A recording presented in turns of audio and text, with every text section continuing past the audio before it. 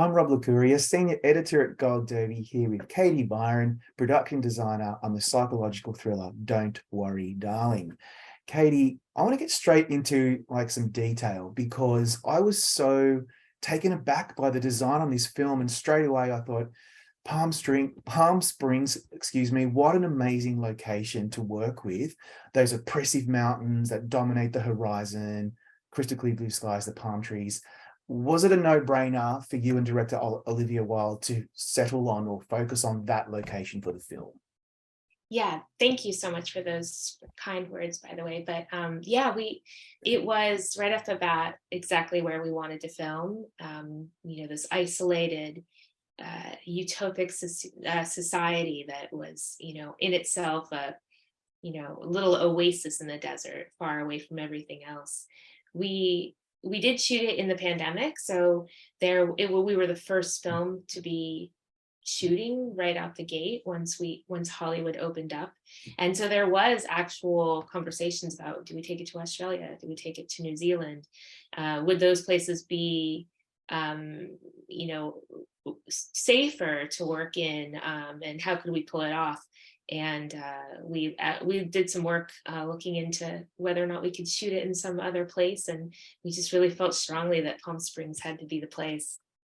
So what is it about the desert location, desert chic aesthetic, that there's really nothing quite like it, maybe apart from, I don't know, perhaps Santa Fe or some other, again, we're talking about the Southwest in the US. What is it about that area that you think fits so perfectly with this Victory, California desert location that you were trying to go for?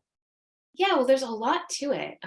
First off, it's this idea that the people in that community um, are are in a place where the outside landscape is a bit hospitable, Yeah. and so the danger of escaping. So that was one aspect. But of course, you could offer up the same thing in a volcanic landscape or a forested landscape.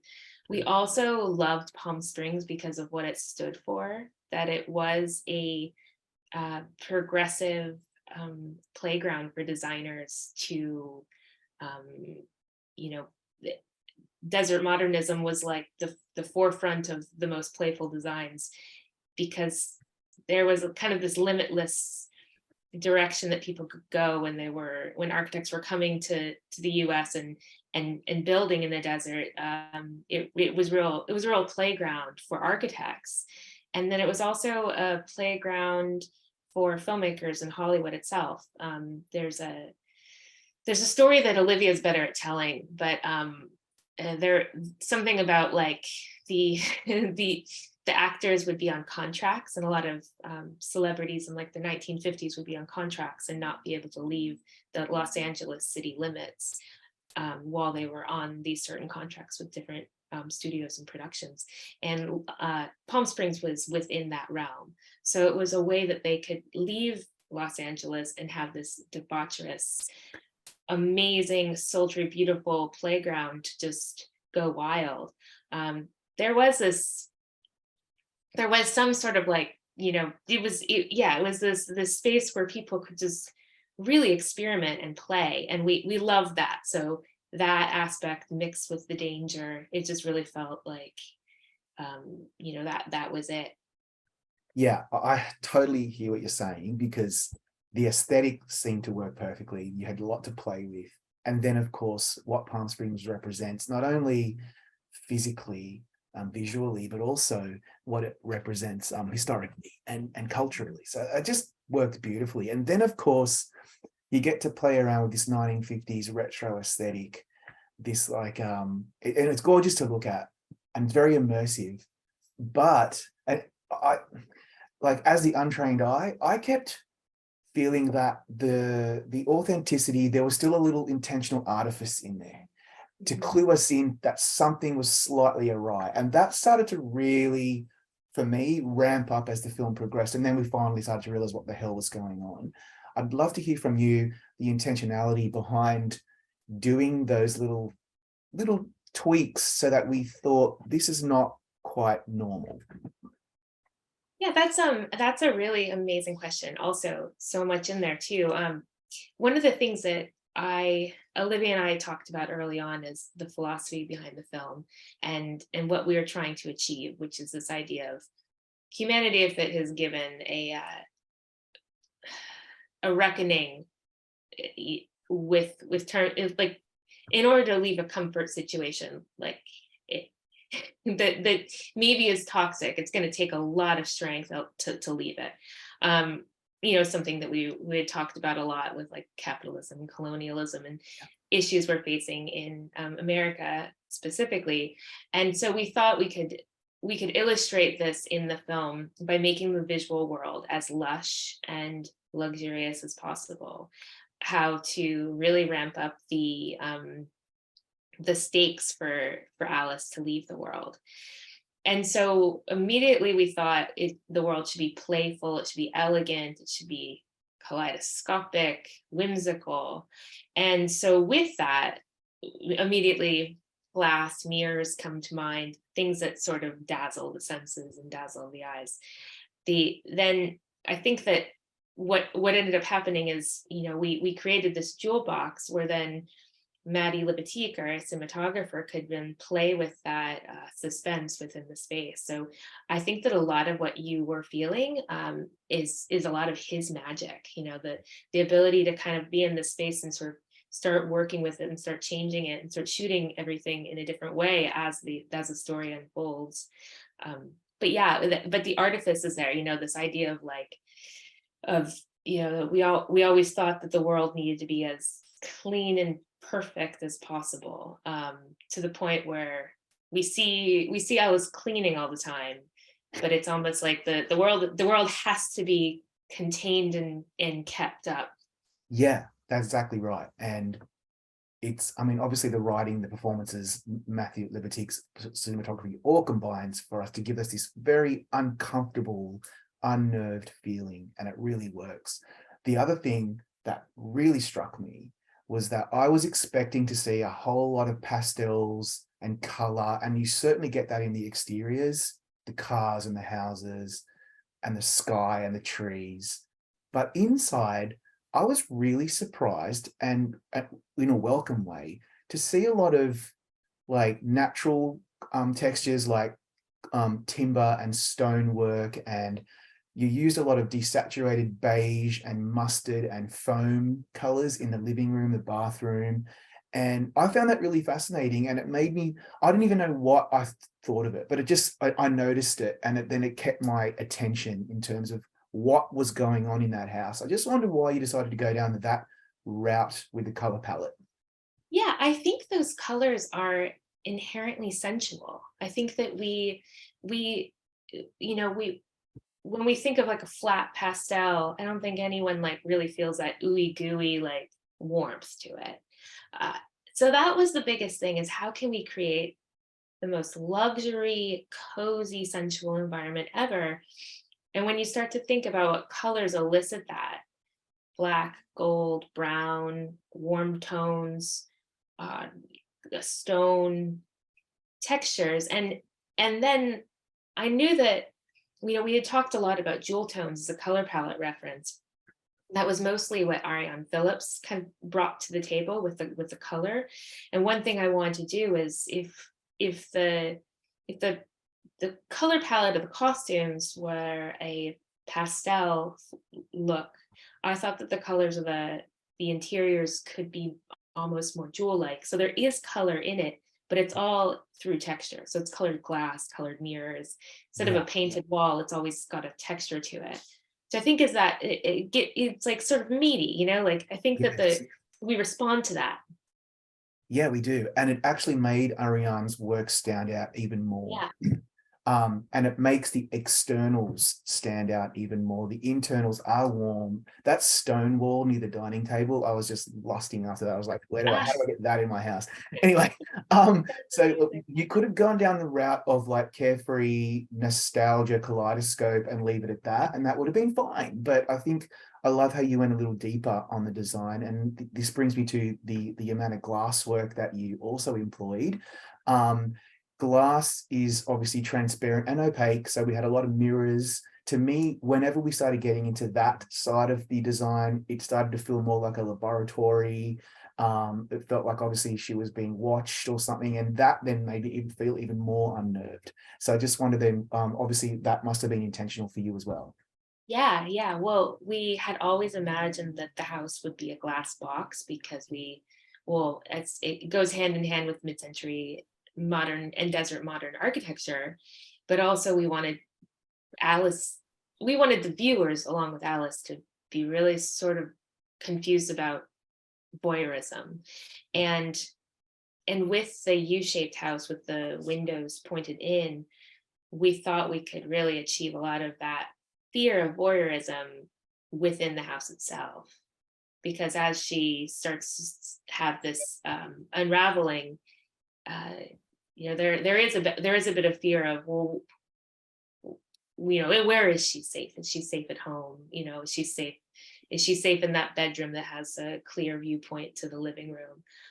And yeah, just this idea of feeling exposed, but also glass is super interesting because it is a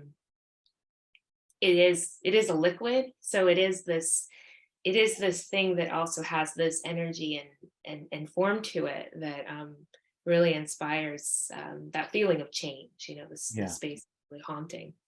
I mean, there are sequences where she's being almost crushed by glass physically, Yeah. and it's like, I was like, okay, all right, enough, because it's actually it was a lot, and it's such a simple thing to do, and yet I just found that so effective. And then, of course, we get to see, spoiler alert, the real world, which is dark and cold and rundown and messy and opaque, as opposed to being so exposed. And obviously, I assume that design is to give us a really effective counterpoint to what we're seeing in Victory. Would that be right?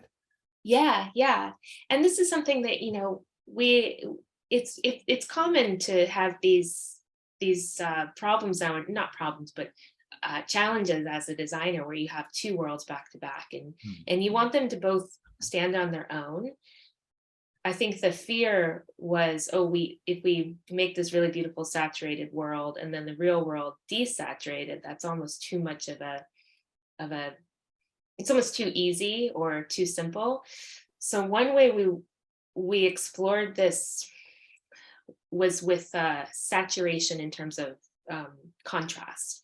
So we had a desaturated palette, but a lot of heightened contrast with textures and tones. So lots of blacks mixed with muted greens. We went down the sidewalks. There's a real it's desaturated color, but then high contrast in terms of textures. And we also wanted to play with that world, making it feel. I always imagined it as a wilted flower, like a rose that's sort of like fallen over, crispy on the edges. Yeah. And there's this real sort of sadness to the world, but also beauty. And we tried to kind of bring in all of this depth to that world, because we didn't want to have this counterpart that just felt like totally opposite, but because you kind of have to have some sort of intuitive longing for that world, because that is the real world, like how can we be fighting for her to leave and to go back to this horrible other world. So we wanted to make that world have a tinge of this, I don't know what you would call it, but like sorrowful longing, I would say. Yeah, because I kept thinking, well, maybe she doesn't want to be in the real world. Maybe she does like being in. I was questioning this as we went through the movie, and that's the whole point. The dream sequences, I think you could call them dream sequences when she's kind of transitioning between Victory and the real world. I'm not sure. Like, I'm actually really curious, how much input do you as a designer have with that? A lot of that is Matthew Liberty's work, obviously Olivia Wilde's vision, but it's so untethered from reality. There's a lot of stuff going on there with visual effects as well. So what does the designer typically do, or what do you bring to the table for those sequences that are, the sci-fi elements? Yeah, for those sequences, I would say this is one thing that's really interesting is I've noticed that Olivia Wilde doesn't always get the full credit of the cinematography and the production design of this film. And I think that that's one thing that, like, with these, I mean, she is with filmmaking in general, she's just so hands-on, cares about every detail, is, you know, obsessive and collaborative. And she's one of the most amazing people to work with, because she does have vision, but she's so interested in hearing other people's ideas and creating the world together. And with these specific transitions, these were so locked in her head early on. The overhead shot, the lighting design, and I think that, you know, when she has something like very specific in her mind like this, it's it's it's like you bend over backwards to make it happen. So we really we had she had this vision and explained it, and we tried to figure out like the best way to make it happen. And Maddie Libatique set up with this camera up in the air. The art department painted the floor black, brought in drapes, you know, built the black void space. And then Maddie Libatique's lighting setup was like one of the most gorgeous things I've ever seen in my life. And then this beautiful camera movement was able to capture exactly what was in Olivia's mind. And then also with that, Ariane Phillips costumes were also like super important to that, and the makeup, and our choreographer also was very involved. So I mean, the transitions are like quintessential working with Olivia Wilde, like to a T, where there's a vision that's hard, how do we pull it off, and then like something magical happens. It was, yeah. So I'm dying to talk to her about it, because I can't get the images of those synchronized women dancing with their legs like an iris. I just like, yeah, who thinks that? It's you know, insane. it's so funny because there are some she is so full of like visual quirks. One of the things that she really loves is she has a thing for like eggshells. Like she just really appreciates the simple, like Yeah, it's like how fragile they are, and how like, you know, the perfect matte finish on perfect. an eggshell. Yeah. So And yeah, she like has these things that she really cares about. She really loves miniatures. She really, there's certain things that make her just like, just, you know, like she just loves. And so when making a film with her, it's like they're written in. And yeah, she's the best brain. It's really fun.